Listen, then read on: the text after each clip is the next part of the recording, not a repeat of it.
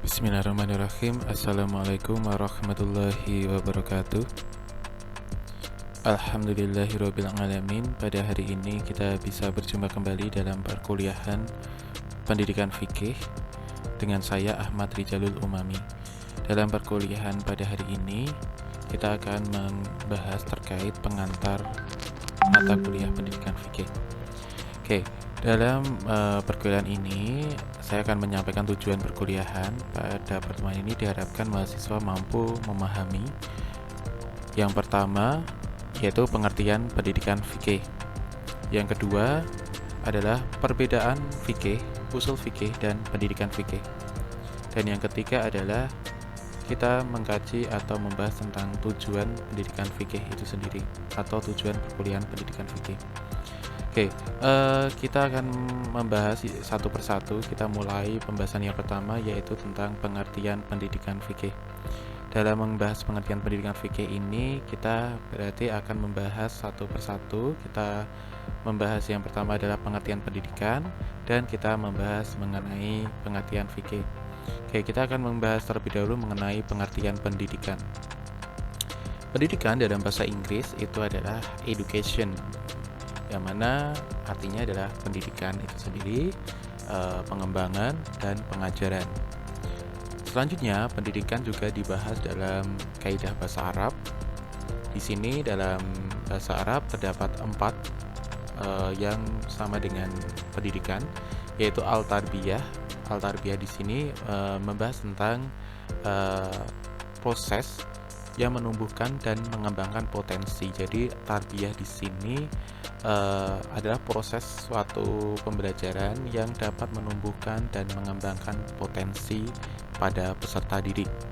Dan yang selanjutnya adalah al-ta'lim. Al-ta'lim di sini adalah pengajaran terkait ilmu pengetahuan.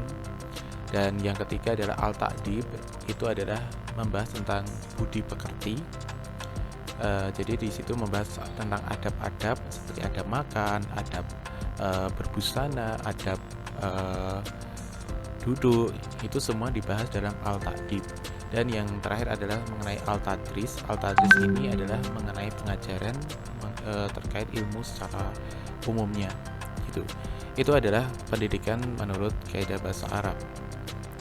Selanjutnya kita membahas pendidikan, pengertian pendidikan melalui sistem pendidikan nasional yang tertuang dalam Undang-Undang Nomor 20 Tahun 2003. Dalam UU Nomor 20 Tahun 2003 di sini pendidikan adalah usaha sadar dan terencana untuk mewujudkan suasana belajar dan proses pembelajaran agar peserta didik secara aktif mengembangkan potensi dirinya untuk memiliki kekuatan spiritual keagamaan, pengendalian diri, kepribadian, kecerdasan, akhlak mulia, serta keterampilan yang diperlukan dirinya, masyarakat, bangsa, dan negara. Pada intinya, pendidikan menurut Sisdiknas di sini adalah garis besarnya adalah usaha ya. Di sini pendidikan itu berarti adalah usaha. Usaha yang seperti apa? Pastinya sadar dan terencana. Jadi tidak asal-asalan di sini dalam pendidikan. Dalam usaha sadar dan terencana itu tujuannya adalah menciptakan suasana pembelajaran yang mana peserta didik dapat aktif ya mengembangkan potensi pada dirinya. Dari pengembangan potensi itu hasilnya diharapkan peserta didik itu mempunyai spiritualitas, kebugaran jasmani, terus dapat beradaptasi, mengendalikan diri, mempunyai kecerdasan, mempunyai akhlak, yang mana dari hasil itu semua dapat bermanfaat bagi masyarakat, bangsa, dan negara.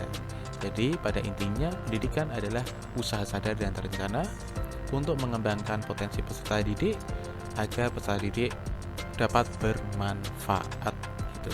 Itu adalah mengenai pendidikan. Kita akan lanjut yaitu membahas mengenai pengertian fikih. Nah, dalam fikih itu dari bahasa Arab itu artinya pemahaman ya.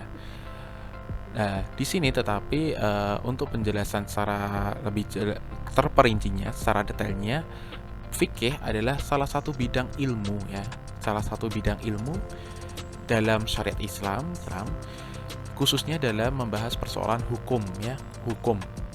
Hukum di sini adalah yang mengatur berbagai aspek kehidupan manusia, baik kehidupan pribadi, masyarakat maupun kehidupan manusia dengan Tuhannya. Jadi di sini fikih itu membahas tentang ilmu mengenai aturan-aturan hukum untuk mengatur berbagai kehidupan manusia. Pada intinya seperti itu. Oke, tadi kita sudah membahas pendidikan dan kita baru saja sudah membahas fikih.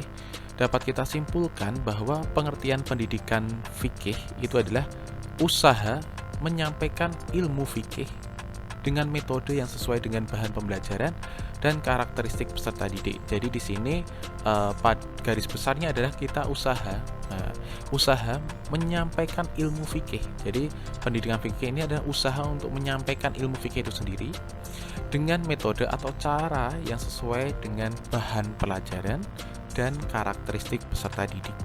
Jadi nanti sebagai guru kita dalam menerapkan pendidikan fikih ini, bagaimana caranya kita untuk bisa menyatukan antara sumber pembelajaran dan karakteristik sumber pembelajaran, metode pembelajaran dan karakteristik peserta didik.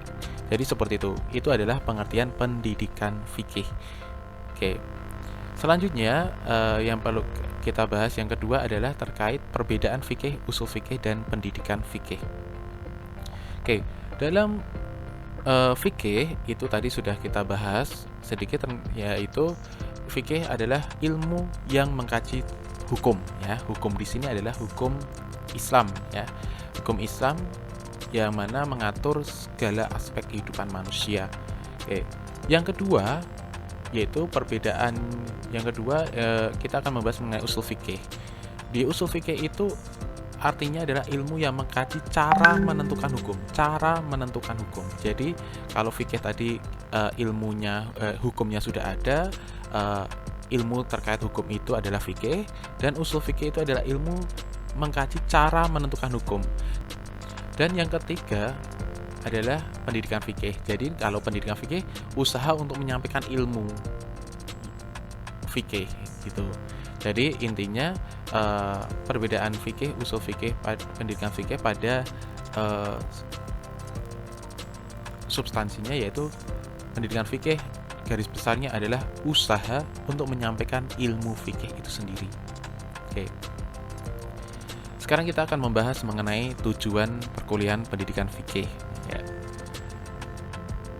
Di sini diharapkan dalam perkuliahan 1 semester ini nanti setelah mengikuti perkuliahan pendidikan fikih, mahasiswa yang pertama harus mampu memahami karakteristik peserta didik, terkhusus untuk madrasah ibtidaiyah karena pendidikan fikih ini ditujukan untuk program PKMI.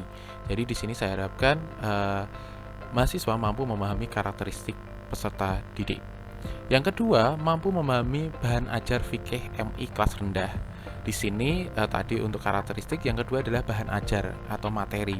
Jadi saya harapkan nanti mahasiswa pun juga mampu memahami bahan ajar fikih MI kelas rendah. Kelas rendah di sini adalah kelas 1 sampai kelas 3. Yang ketiga adalah mampu memahami bahan ajar fikih kelas atas. Kelas atas berarti kelanjutannya dari kelas 3 yaitu kelas 4, 5, dan 6. Untuk yang keempat adalah mampu memahami metode pembelajaran aktif. Nah, tadi sudah yang pertama peserta didiknya, karakteristik peserta didiknya. Yang kedua adalah bahan ajar fikih. Yang keempat adalah yang selanjutnya adalah metode pembelajaran aktif. Sesuai dengan yang ada di sisi dinas tadi, yang namanya pendidikan itu adalah usaha untuk bagaimana mendorong siswa agar bisa aktif. Ya. Yang selanjutnya adalah mampu memahami menerapkan pembelajaran fikih melalui pendekatan, strategi, metode, dan teknik pembelajaran pendidikan fikih yang sesuai dengan bahan ajar dan karakteristik peserta didik. Jadi bisa menyatukan antara karakteristik, bahan ajar, dan metode. Yang keenam, ini adalah mahasiswa diharapkan mampu memahami dan mengatasi permasalahan yang terjadi dalam pembelajaran fikih. Karena apa?